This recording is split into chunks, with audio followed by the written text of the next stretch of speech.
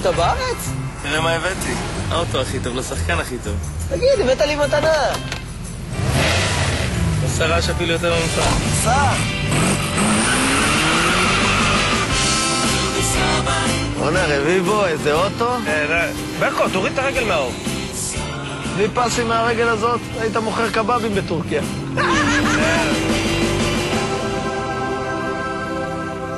קולט הקוסם? כל הבחורות מסתכלות עליי. בלי האוטו מי מסתכל עליך? קוסם על... עונה, עצור, לכלכת. הלו, זה אוטו $100,000.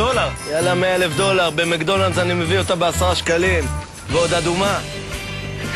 10 שקלים.